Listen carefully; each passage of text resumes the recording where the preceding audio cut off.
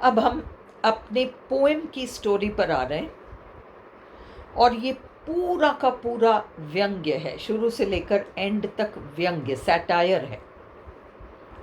अब देखिए कहाँ शुरू होता है। महाकाव्य है। महाकाव्य की शुरुआत किसी देवी या देवता के आवाहन के साथ शुरू होता है। उसको इंग्लिश में इनवोकेशन कहते हैं। INVOCATION।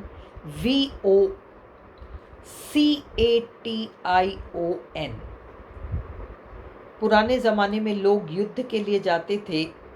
पहले देवियों को ढोकते थे, देवताओं को ढोकते थे, फिर किसी बड़े काम के लिए निकलते थे, इन्वोक करते थे, आवाहन करते थे। ये है इन्वोकेशन। और ये पोएम भी एक इन्वोकेशन के साथ शुरू होती है।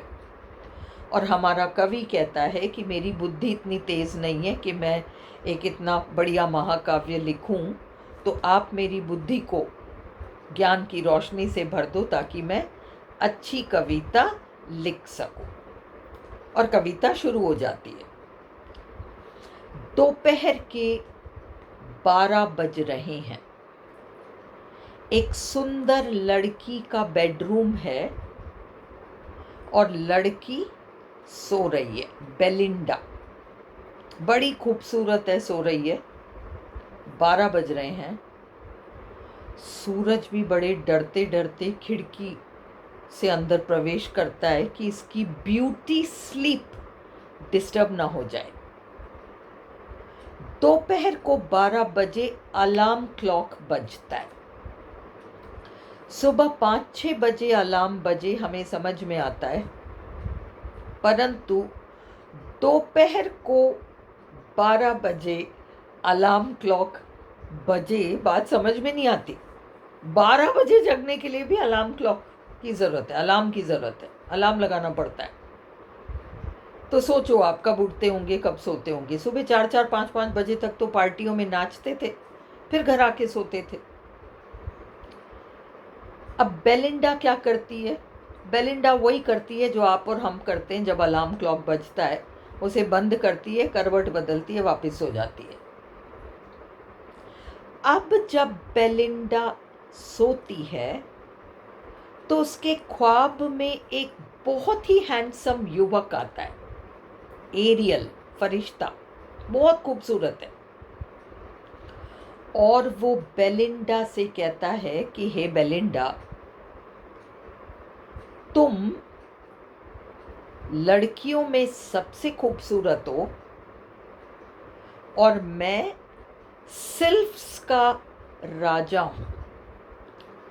और वो उसको चारों तरह के उन फरिश्तों के बारे में बताता है, अग्नि तत्व, जल तत्व, पृथ्वी तत्व, वायु तत्व।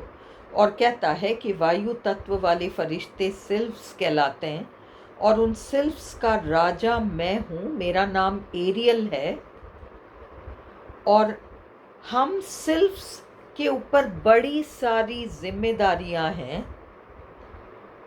और हमारे ऊपर सबसे बड़ी जिम्मेदारी ये है कि हम सुंदर युवतियों की रक्षा करें, क्योंकि लड़कियां आजकल इनका भरोसा नहीं है और लड़कियां शर्म से लाल भी नहीं होती, इतनी बेशर्म हो गई हैं। तो हम उनके गालों पे शर्म की लाली लाते हैं।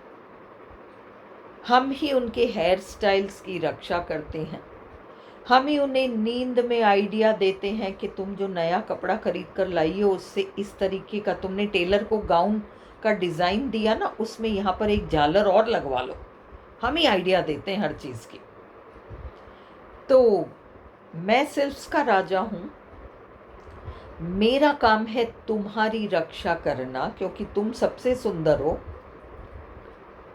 तो मैंने तुम्हारे ग्रह नक्षत्रों को आज देखे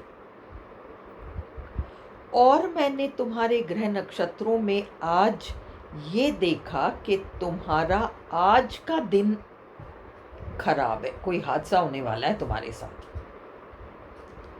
और वो सपने में ही बेलिंडा को कहता है, अब ये मत पूछना मेरे से कि तुम्हारे साथ क्या हादसा होगा, ये तो मुझसे मत पूछो, क्योंकि किसी सुंदर लड़की या सुंदर युवती के साथ कोई हादसा हो तो हम ये नहीं कह सकते, हम ये नहीं कह सकते कि तुम्हारा दिल टूटेगा या तुम्हारे घर का कोई शोपीस टूटेगा, तुम अपना दिल खो बैठोगी या तुम अपने गले के हार को खो बैठोगी, तुम्हारे कपड़ों पे धब्बा लगेगा या तुम्हारी इज्जत पे धब्बा लगेगा, तुम्हारा पालतू कुत्ता मरेगा या तुम्हारा पति मरेगा। देखो व्यंग्य, औरतें पालतू कुत्ते पे के मरने पर जितना रोती थी उतना ही पति के मरने पर रोती थी, या पति के मरने पर जितना रोती थी उतना ही पालतू कुत्ते के मरने पर रोती थी, आप जैसा भी समझो। और इज्जत पर धब्बा लगना उतना सा इम्पोर्टेंस रखता था जितना कपड़ों पे धब्बा लगता है। तो इस चीज को जक्सटापोजिशन कहते हैं। जक्सटापोजिशन का मतलब एक बड़ी चीज और एक छोटी चीज को इस तरीके से एक साथ रख देना मानो दोनों की वैल्यू एक सी हो। तो ज़माने में सोसाइटी में औरतों के लिए ये चीज़ें बराबरी वैल्यू रखती थी, पालतू कुत्ता और हस्बैंड, दिल खो बैठना या हार खो बैठना, तो इस तरीके की चीज़ें, जक्सटापोजिशन। तो समाज की औरतों पर व्यंग्य कर रहा है पोप कवि, और एरियल बेलिंडा से कहता है मैं नहीं कह सकता तुम्हारे साथ आज हादसा क्या होगा, पर सूर्यास्त तक खतरा है। वैसे तो मैं और मेरी पूरी फौज तुम्हारी सेवा के लिए हाजिर रहेगी, फिर भी मेरी तरफ से तुम्हें मैं एक चेतावनी दिए देता हूं, पुरुष जात से तुम दूर रहो। तुम पुरुष जात से दूर रहोगी तो हम तुम्हारी रक्षा पूरी तरह से कर लेंगे। तो एरियल ने बेलिंडा को नींद में ये सारी इन्फॉर्मेशन दी है, और भी बहुत सारी इन्फॉर्मेशन दी है, पर हमें मेनली इन चीज़ों से मतलब है। अब उसने वार्निंग दे दी कि तुम पुरुष जात से दूर रहना, और एरियल गायब हो जाएगा। बेलिंडा की नींद खुलेगी और नींद खुलते ही उसकी नज़र सामने ड्रेसिंग टेबल पर पड़ती है। ड्रेसिंग टेबल पर उसकी नज़र पड़ती है तो उसमें 500 तो लिपस्टिक हैं, 200 ये हैं। देखिए महाकाव्य का कॉपी है ये। महाकाव्यों में हीरो के हथियारों को गिनाता है पोएट, इतने ये थे, इतने तलवार थे, इतने वो थे। तो जैसे हीरो के हथियार, वैसे इस पोएम में औरतों के हथियार, मेकअप की वो सारी चीज़ें, सौंदर्य प्रसाधन जिसको धारण करके पुरुष जात को मारने के लिए निकलेगी। इतने पाउडर, इतने पफ, इतना रूज, इतना लिपस्टिक, सब गिनाता है। उधर ही ड्रेसिंग टेबल पर ही बाइबल है और ड्रेसिंग टेबल पर ही एक लव लेटर भी है। बेलिंडा घंटी बजाती है, उसकी नौकरानी बेटी नाम की नौकरानी है, वो आ जाती है, और बेलिंडा के पालतू कुत्ते का नाम है शॉक, SHOCK, और उसके पालतू तोते का नाम है पॉल, POLL। बेटी दौड़ी दौड़ी आती है, कहती है हाँ मैं हाजिर हूँ। तो वो लव लेटर मंगाती है, बेलिंडा पढ़ती है, मुस्कुराती है और बेटी से कहती है मुझे तैयार करो, मुझे हैम्पटन कोर्ट जाना है। तो अब बेटी इससे पहले कि बेलिंडा को तैयार करे, पहले वो सौंदर्य की देवी से प्रार्थना करेगी कि हे देवी मुझसे गलती नहीं हो जाए, इसका लिपस्टिक बिल्कुल मैचिंग मिल जाना चाहिए, करेक्ट शेड सब कुछ मिल जाना चाहिए, इसका सब हेयर स्टाइल वगैरह सब परफेक्ट तरीके से मैं कर दूं, मुझसे कोई गलती ना हो जाए, प्रार्थना करती है और बेलिंडा को तैयार करती है। और बेलिंडा हैम्पटन कोर्ट के लिए निकल पड़ती है। अब हम चलें बैरन पीटर के यहाँ। ये तो अपन ने देखा 12 बजे घंटी बज रही अलार्म की। अपन बैरन पीटर के यहाँ चले, सुबह के 6 बज रहे हैं। बैरन पीटर सुबह 6 बजे ही जग गए। उन्होंने 12 मोटी मोटी फ्रेंच रोमांस की किताबों को जमाकर पूजा की वेदी बनाई है, और उन्होंने भी सौंदर्य की देवी का आवाहन किया है, और उन्होंने कुछ चढ़ावे भी चढ़ाए हैं। बैरन पीटर की पहले की किसी गर्लफ्रेंड ने, प्रेमिका ने हाथ के दस्ताने दिए थे, उनमें से एक फट गया तो दूसरे को चढ़ा देता है बैरन पीटर। किसी ने मोजे दिए होंगे, एक में छेद हो गए होंगे, दूसरे को जो साबित है उसको चढ़ा देता है। ये सब चढ़ावे हैं जो बैरन पीटर सौंदर्य की देवी के नाम चढ़ा रहा है, सब व्यंग्य है। अब ये देवी कौन है? देवी बड़ी बेलिंडा है तो देवी, पर आप यूं समझो कि बेलिंडा का बड़ा रूप। जिस संसार में युवक युवतियां 12 बजे दोपहर को उठते हैं, वहां सौंदर्य की देवी सुबह 6 बजे उठकर क्या करेगी? इसलिए वो क्या करती है, ये खटखटा रहा है बैरन पीटर 2 प्रार्थनाएं लेकर, हे देवी, आज मैं उस बेलिंडा के बालों के लट को काटना चाह रहा हूं, मैं उसे काटने में सफल हो जाऊं। देवी कहती है तथास्तु, और करवट बदल के सो गई। जैसे अलार्म क्लॉक धरती पे बजा था बेलिंडा के कमरे में, वैसे बैरन पीटर की खटखटाहट और वो आवाहन वगैरह अलार्म क्लॉक की तरह है।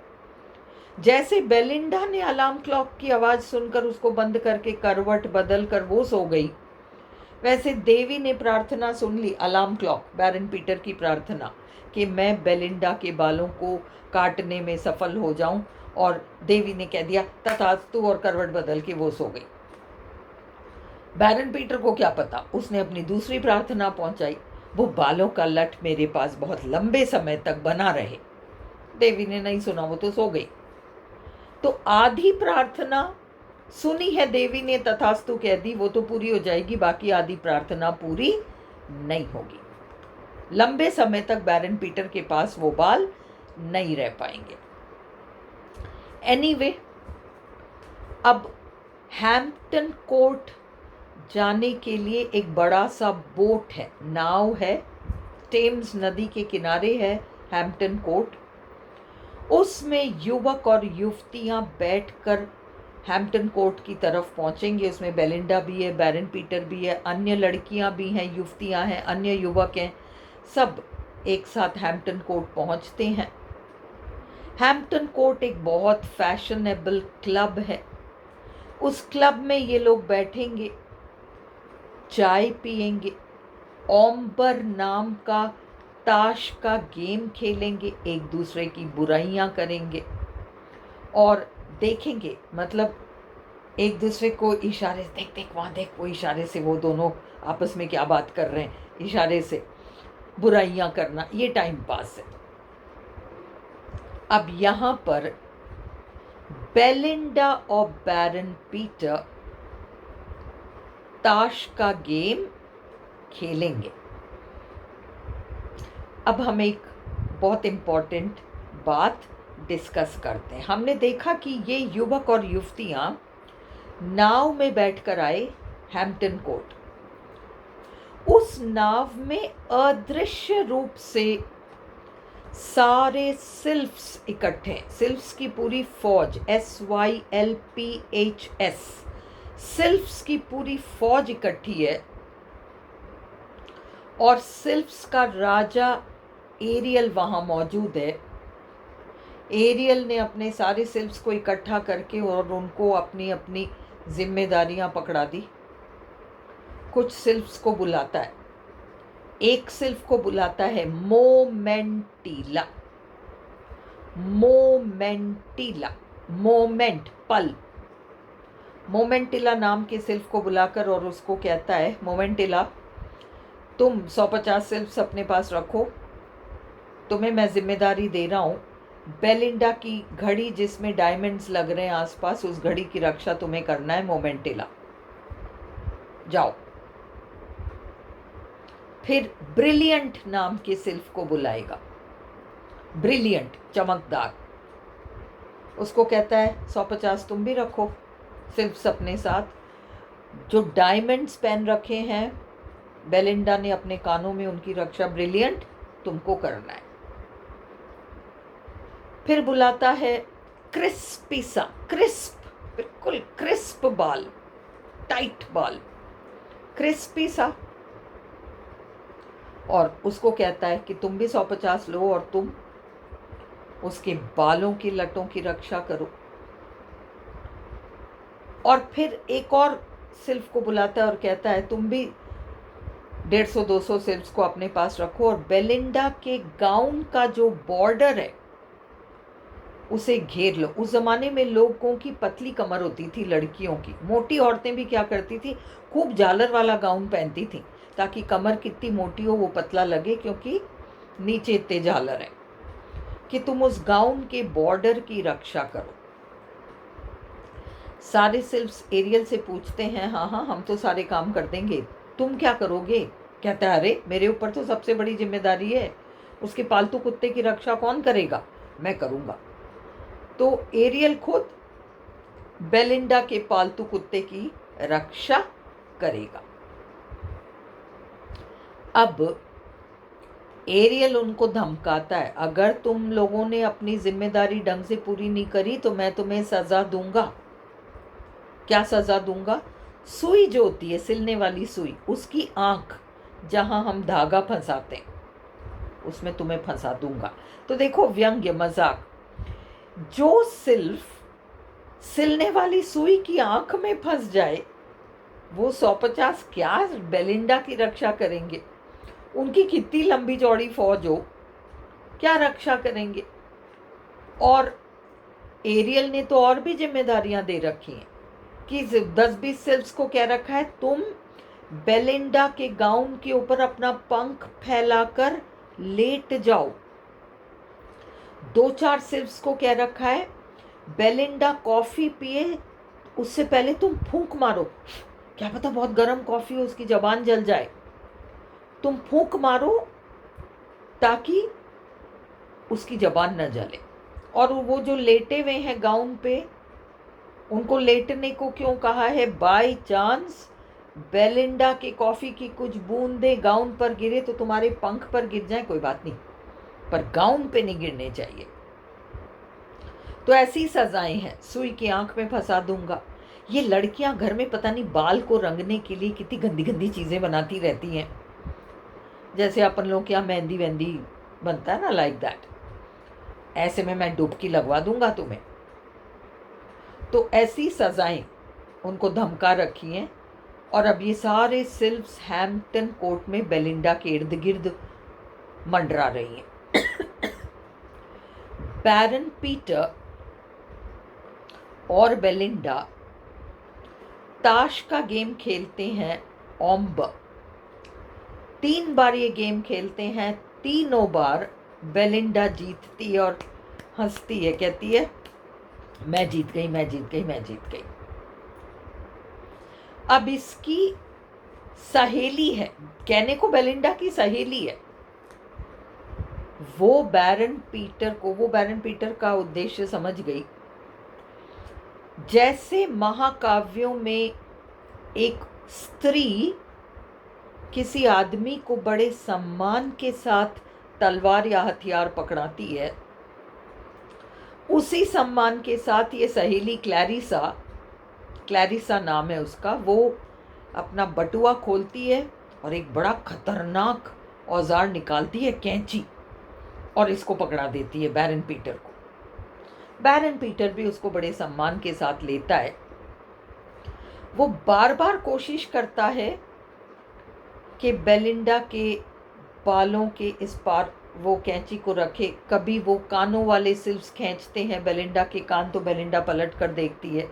कभी कोई और सिल्व्स खींचते हैं तो बेलिंडा पलट कर देखती है, और बैरन पीटर बाल नहीं काट पाता। इतने में एरियल नाम का जो फरिश्ता है, वो ये ताश के गेम वगैरह का मज़ा ले रहा था, इधर उधर घूम फिर के अब बेलिंडा के पास आ गया। और बेलिंडा ने अपनी ड्रेस में एक ब्रूच पहन रखा है, उसको इंग्लिश में नोसगे कहते हैं, NOSEGAY, नकली फूलों का बना ब्रूच। उस पर जाकर वो छोटू सा एरियल बैठ जाता है और सोचता है मैं बेलिंडा के दिल में झांक कर देखता हूँ। और बेलिंडा के दिल में झांक कर देखता है तो कहता है, अरे इसमें तो बैरन पीटर बैठा हुआ है।